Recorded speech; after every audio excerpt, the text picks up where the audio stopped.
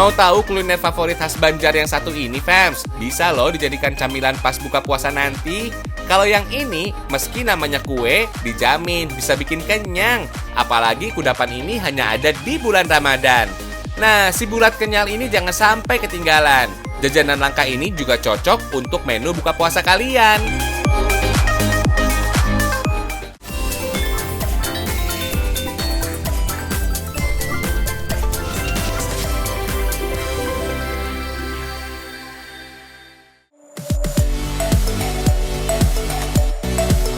Wah, cantik banget ya, fams. Makanannya.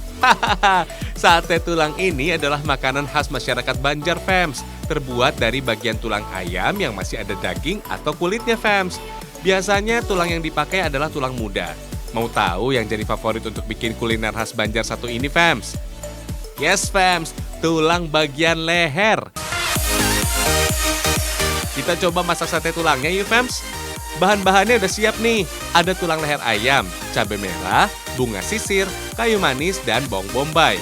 Pertama, kita bikin bumbu buat bakar tulangnya dulu, fams. Saus tomat sama kecapnya dijadiin satu ya, fams. Kasih sedikit minyak ya, biar nggak terlalu kental. Eits, jangan lupa kasih juga ketumbar, merica, dan garamnya, fams. Next, kita iris bawang putih dan jahenya, fams. Terus kita masukin ke dalam bumbu bakarnya. Sekarang waktunya kita geprek tulang leher ayamnya, fams. Biar nggak terlalu keras dan bikin nyangkuti leher. Hahaha.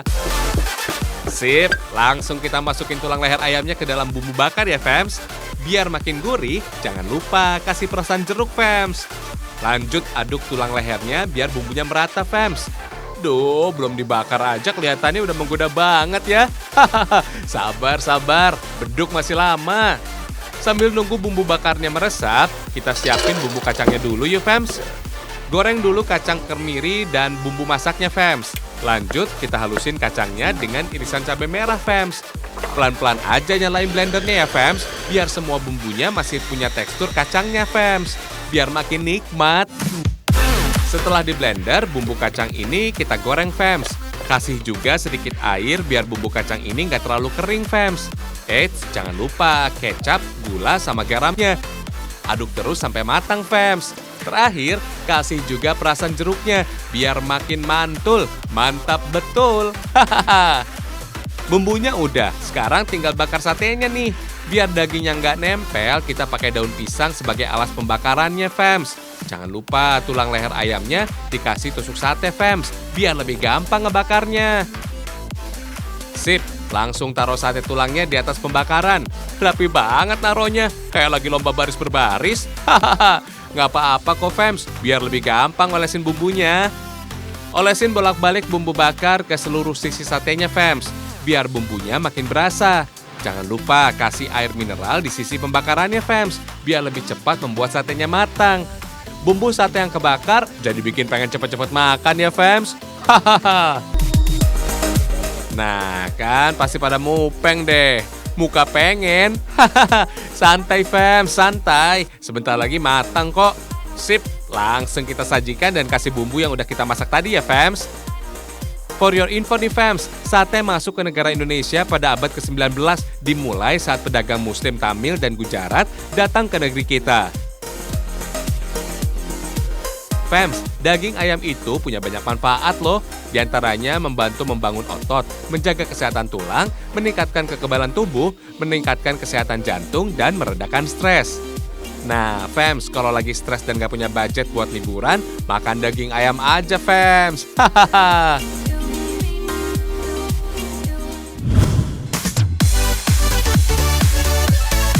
Masih banyak loh makanan khas orang Banjar lainnya, fams. Selain sate tulang, ada juga mie bancir. Mie bancir ini merupakan sajian kuliner khas masyarakat Banjar dengan bahan utama mie kuning, fams. Menurut Kamus Bahasa Banjar, banjir itu artinya banci, fams. Penamaan mie bancir itu sendiri merujuk pada tampilan mie yang setengah basah saat dihidangkan di atas meja. Antara basah dan kering, fams. Dikatakan berkuah enggak juga, karena kuahnya kental dan tidak terlalu banyak. Jadi sekilas seperti kering dan lebih mirip mie goreng, fams. Gitu ceritanya. Penasaran sama cara bikinnya? Kita coba sekarang yuk. Ada daging ayam, kol, daun seledri, jeruk nipis, dan telur asinnya, fams. Eits, jangan lupa mie kuningnya ya. Sama ini nih, bumbu-bumbu sop dan kaldu ayamnya, fams. Pertama kita iris dulu bawang putih dan bawang merahnya, fams. Terus goreng ya. Setelah matang, kita halusin bawang merah dan bawang putihnya. Kebetulan ini pakai blender, fams. Kalau kamu nggak punya, silakan diulek biasa aja ya. Bawang merah dan putih yang udah halus kita tumis, fams. Oke, lanjut. Masukin kuah kaldunya, fams. Jangan lupa saus sambalnya. Kita aduk lagi, fams. Sekarang masukin gula pasir sama kecapnya ya, fams. Nah, terakhir masukin deh mie kuningnya. Nah, sambil nunggu minyak matang, kita siapin buat toppingnya. Iris kol, jeruk nipis, sama daun seledrinya.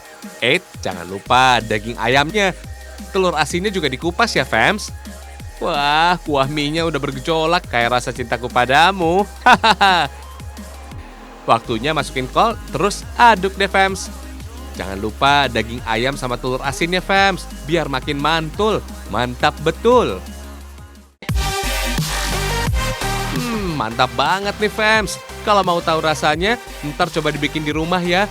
Buat menu buka puasa nanti. For your info nih, fams, mengkonsumsi mie itu punya banyak manfaat. Lebih dari 400 kalori yang ada di dalam setiap mangkuk mie, membuatnya dapat menjadi sumber energi tubuh kita untuk melaksanakan aktivitas loh, fams. Selain itu, kandungan karbohidrat yang relatif tinggi dalam mie dapat membuat perut rasa kenyang, fams. Cocok deh untuk kalian yang lagi diet makan nasi, biar nggak makin gendats, fams. Hahaha.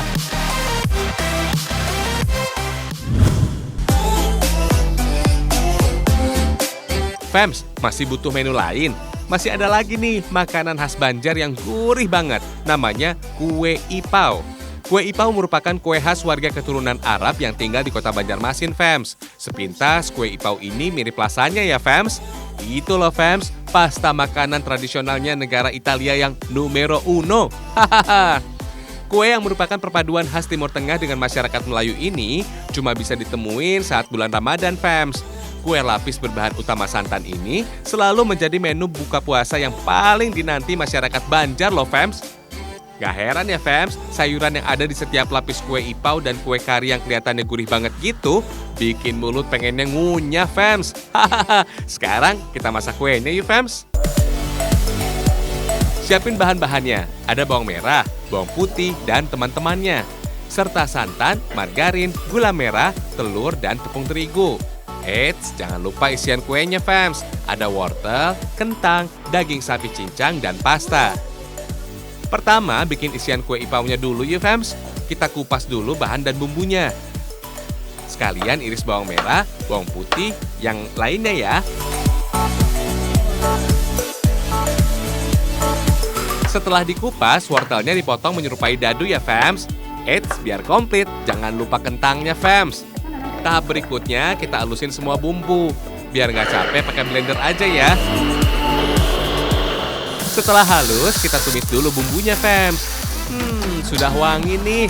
Masukin potongan wortel sama kentangnya. Aduk-aduk deh, sampai semua bumbu merata di kentang dan wortelnya, fams. Jangan ketinggalan daging sapi cincangnya, biar makin mantap. Sambil diaduk, kita masukin gula merah, gula pasir, garam, dan santannya, fams. Aduk terus, fams, biar cepat merata. Jangan lupa masukin juga pasta yang sudah disiapkan tadi, fams.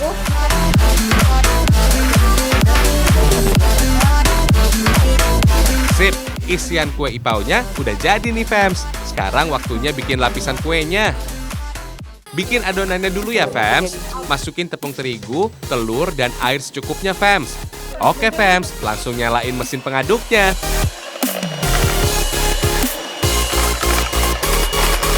Biar nggak lengket, kasih minyak sayurnya sedikit ya, fams. Bisa ya, samping-sampingnya. Yeay, adonannya udah jadi, fams. Sekarang kita bikin lapisannya ya. 1 centong ya, Bu ya? Wah, digoyang-goyang. Membuat lapisan kue ini memang harus menggoyang atau memutar penggorengannya, fams. Biar adonan bisa berputar secara merata ke seluruh permukaannya.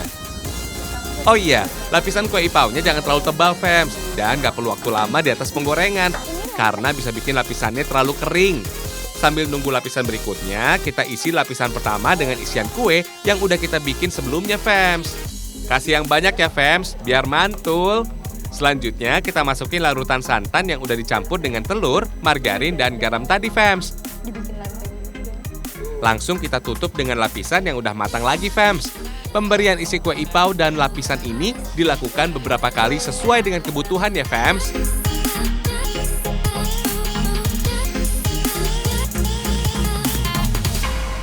Udah cukup nih, Fems, lapisan kuenya. Bentar, siram dulu bagian atas kue sama santannya, Fems, biar makin gurih. Tutup adonan kue sama plastik yang ada di dalam cetakannya, Fems. Oke deh, langsung kita kukus aja ya. Biar semakin harum, masukin daun salam di dalam pancinya, Fems. Butuh lebih kurang 15 menit sampai kuenya matang, Fems. Sambil nunggu, kita siapin topping kuenya yuk, Fems. Potong kecil-kecil dulu tomat, iris daun seledri, dan cabai merahnya, Fems. Udah waktunya nih, Fems, angkat kuenya yuk. Jangan lupa pakai pelindung tangan ya, Fems. Panas. Hahaha. Olesin dulu bagian atasnya pakai margarin, Fems. Baru deh kita taburin daun seledrinya. Margarin ini berfungsi untuk menahan daun seledrinya, biar gak gampang jatuh, Fems. Bawang gorengnya jangan ketinggalan ya. Sekarang keluarin kue ipau dari cetakannya, Fems. Plastik yang ada di bawah kue berfungsi untuk memudahkan kita mengeluarkan ipaunya, Fems.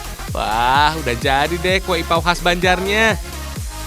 For your info nih, Fems, sejarah makanan bersantan di negara Indonesia tidak terlepas dari kehidupan nenek moyang orang Indonesia yang begitu dekat dengan pohon kelapa.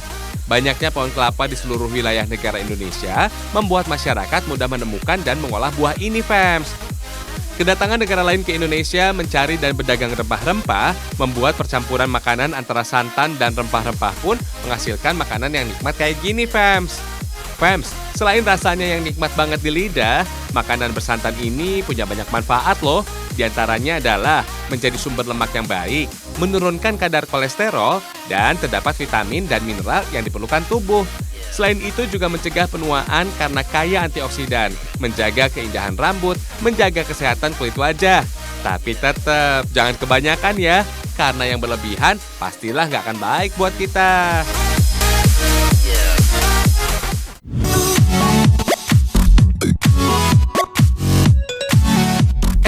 Apaan tuh? Bentar, Fems. Warnanya merah artinya berani. Hijau bermakna keseimbangan atau kedamaian.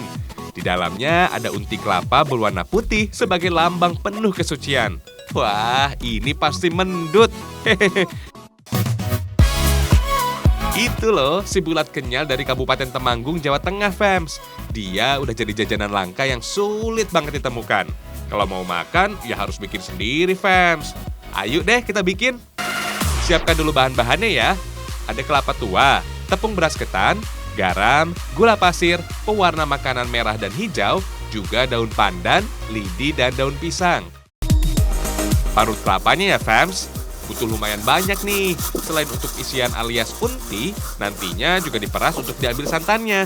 Isi panci dengan air panas. Masukkan gula pasir, lalu parutan kelapanya ya.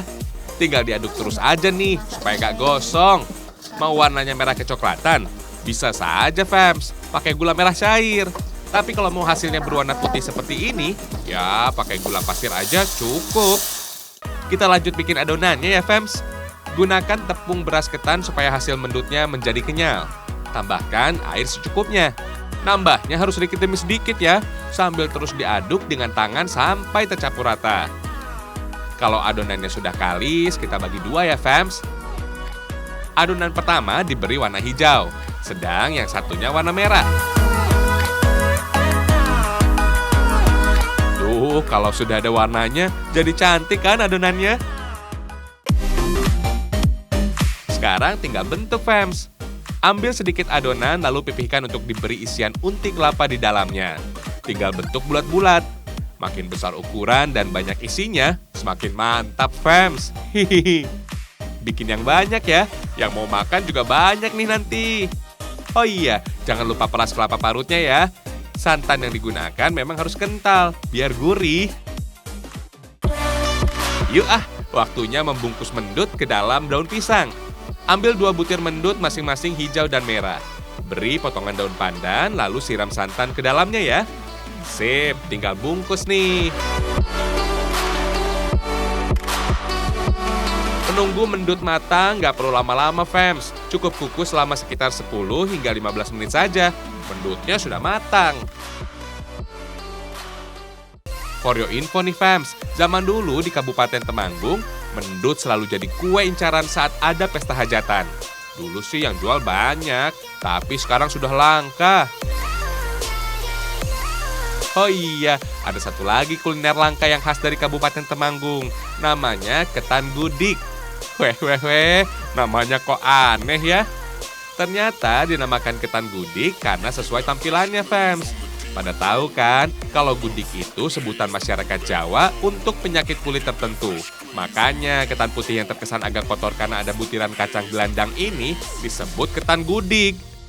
Tenang, hafalah artinya sebuah nama. Ketan gudik ini enak, manis dan gurih gitu deh. Monggo dihabisin ya kue-kuenya. Kapan lagi dapat kue langka kayak gini?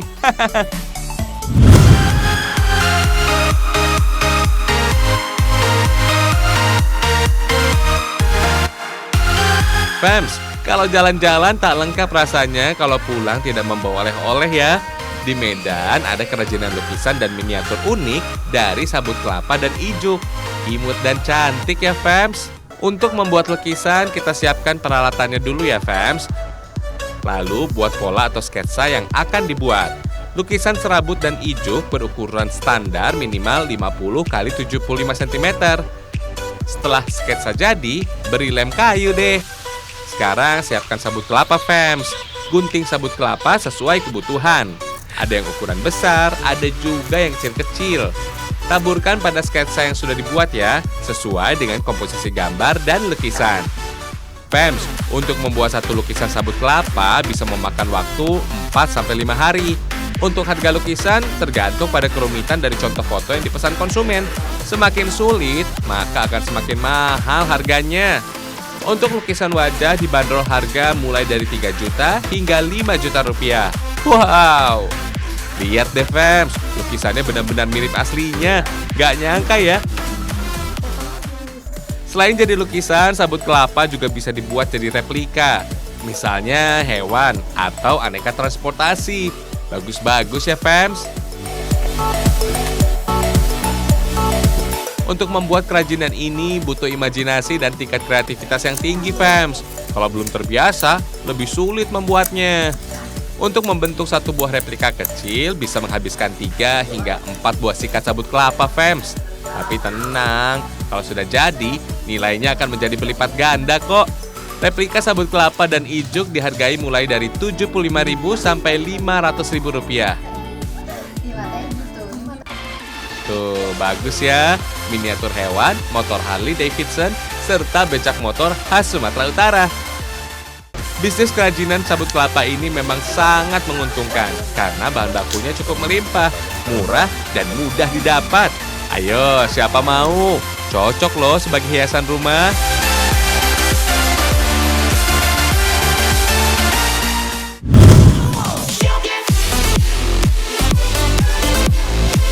Mumpung musim libur, kita berkunjung ke Klaten yuk, fams. Kita nikmati wisata yang lagi ngehits. Umbul Manten dan Umbul Ponggok. Lokasinya saling berdekatan kok. Suasana di sekitar lokasi lumayan teduh, bikin betah deh berlama-lama di sini. Kita nikmati Umbul Mantennya dulu ya. Tempatnya ada di bagian atas dari Umbul Ponggok. Duh, airnya jernih banget, adem. Wah, airnya dingin, seger dan jernih banget. Bebatuan di dasarnya sampai terlihat tuh, fams. Cocok nih buat tempat foto-foto underwater. Meski tak terlalu luas, kita dijamin betah berlama-lama di Umbul Manten. Apalagi kalau di bawah pohon beringin. Aman deh dari teriknya sinar matahari. Ahai!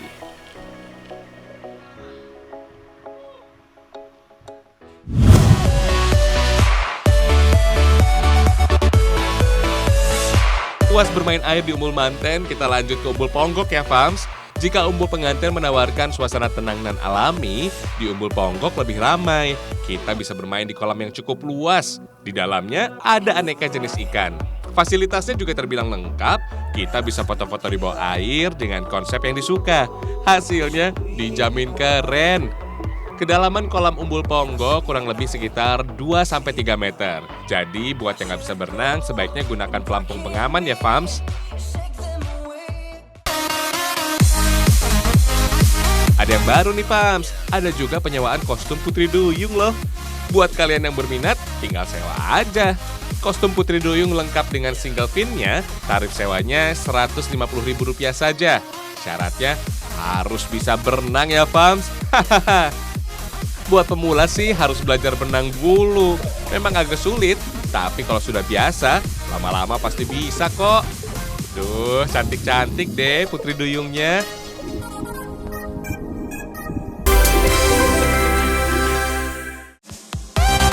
Buat yang nggak bisa berenang, tetap bisa foto-foto kok, Fams. Intinya cuma satu, nggak boleh panik ketika di dalam air. Dijamin hasilnya kece badai.